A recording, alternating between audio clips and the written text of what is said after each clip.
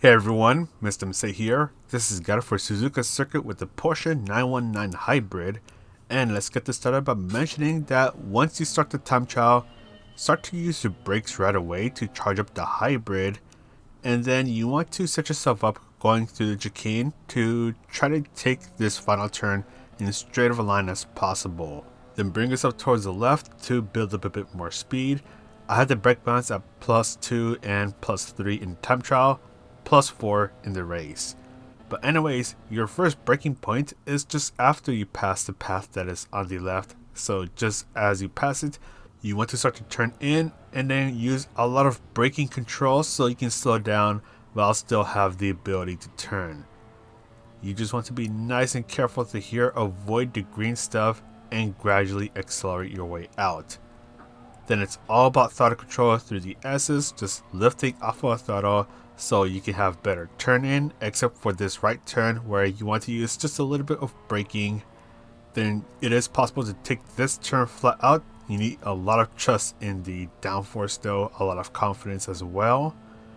Then as you reach the 50-meter board, you want to use a very quick burst of braking, take advantage of the curbs, and then brake before the curbs on the left end. So brake in straight of a line as possible. So quick burst of braking, get the car pointing towards the next section of the track and fully accelerate.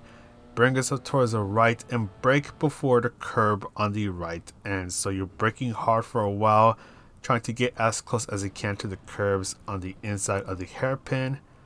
Nice and easy on the throttle so you don't have the hybrid kick in right away. Get the car straightened up and then fully accelerate, and then the hybrid will kick in. Bring yourself towards the right. Look for this path that is on the right, as that is your next braking point, so brake hard for a short moment. Nice and easy off of the brakes.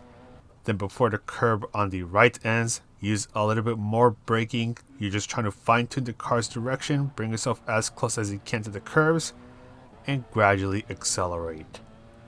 For 130R, which is coming up in a bit, you want to turn in at the 50-meter board and you can easily take it flat out since this car has a lot of downforce. Just like that, nice and easy. Bring yourself towards the left and brake at the 125-meter mark. So you're braking right around here. Brake as much as you can in as straight of a line as possible.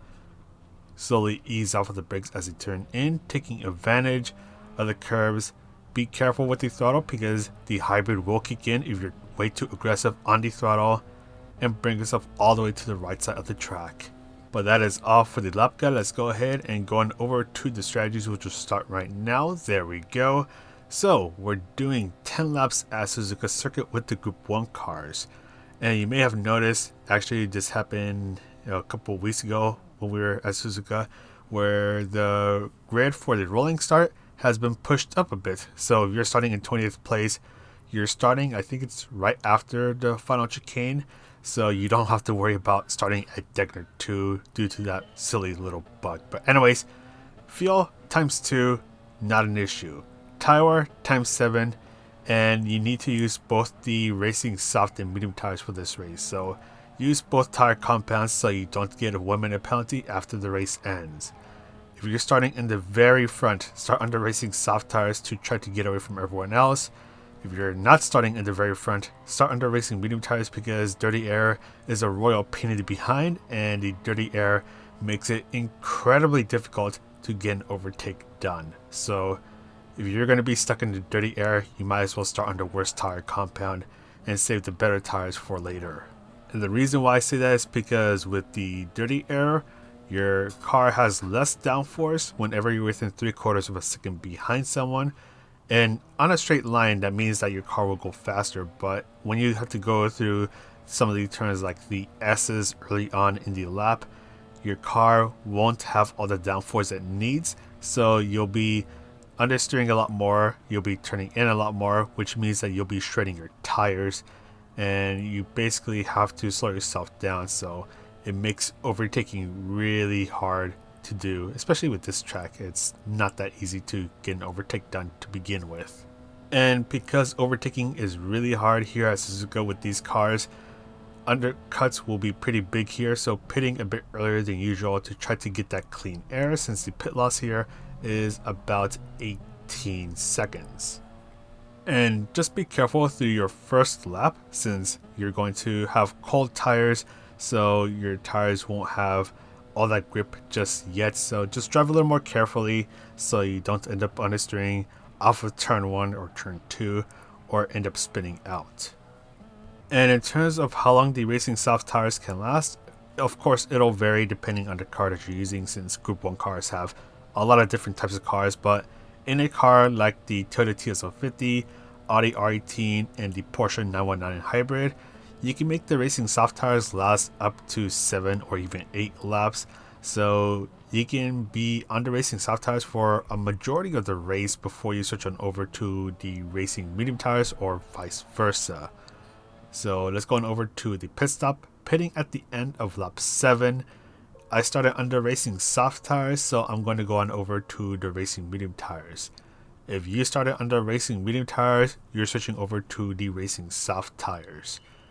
And once again, pit loss 18 seconds, so if you are going for an undercut, you will want to try to take advantage of that so you can get that clean air. And just be careful when you're starting your new stint, since your tires will be cold again. So just drive a little more carefully so you don't end up making a silly mistake.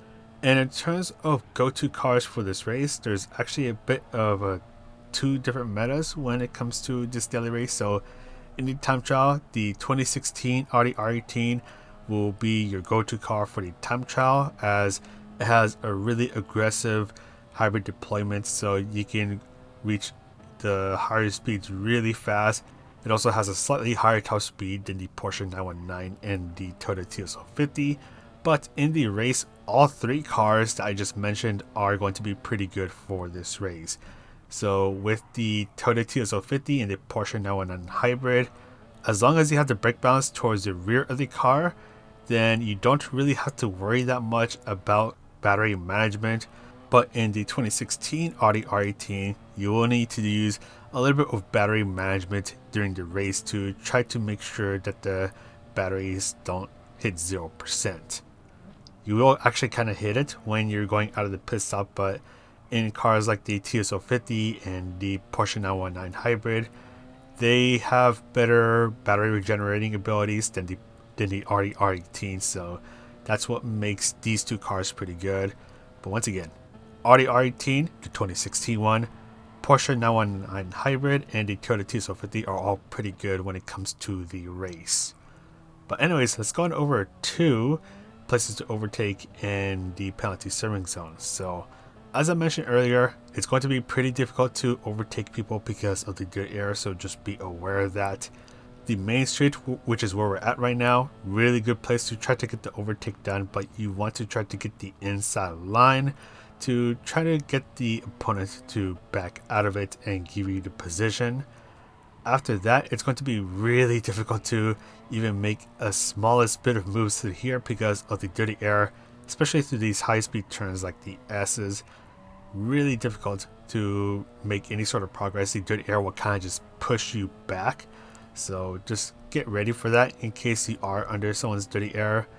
Be careful through the Dagners, as once again, dirty air, royal painting behind.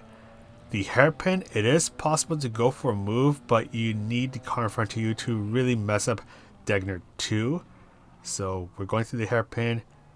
If the car in front of you messes up the hairpin, it is possible to try to go for a move going through this back straight that leads to the spoon. And it'll kind of be a bit of the same when you're coming out of spoons. So right about now, if the car in front of you gets a really bad exit, you can try to take advantage of that with a bit of slipstream to try to go for a move. Here is the only penalty serving zone here at Suzuka Circuit. 130R, which is coming up, is a really dangerous place to go for a move. If you can, just wait it out until you reach the final chicane, as this is the last best place to go for a move. But that is pretty much it for this guide. So this race is around 17.5 to 18 minutes long, so a bit of a shorter daily race seed than usual. Make sure you use both tire compounds, and that's pretty much it. So Thank you guys for watching this guide. Thank you for the support. Thank you to Playseat for the support as well. And I'm going to sign off now. So this is Mr. CA wishing you a good race, and I'll see you in the next video.